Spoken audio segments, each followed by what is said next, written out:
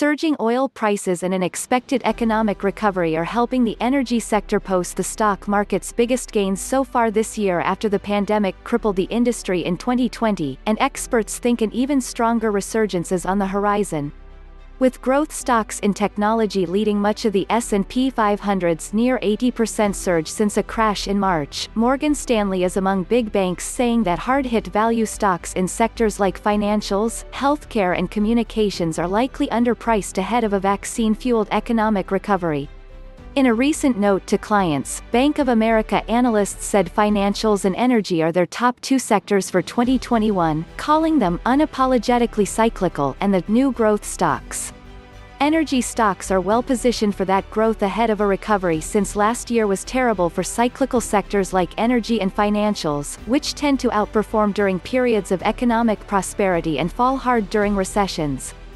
Fourth quarter earnings in the energy sector have been terrible, Goldman noted Monday, pointing to earnings per share that have plunged by 104% year-over-year based on reports thus far. We're going to need more supply as demand comes roaring back, and add to that all the stimulus that's been pumped out by governments, the massive growth in money supply, and I think we're headed toward a global synchronized economic recovery that's going to be pretty strong, November Inc. Chair and CEO Clay C. Williams said in an earnings call earlier this month of energy's impending boom.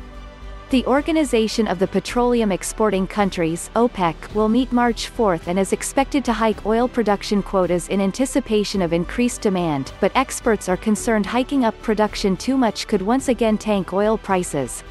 Texas freeze sends oil higher, but where do prices go from here? Experts say up. Forbes, Exxon Mobil and Wells Fargo lost $220 billion in market value this year, the U.S. stock market's biggest 2020 losers. Forbes.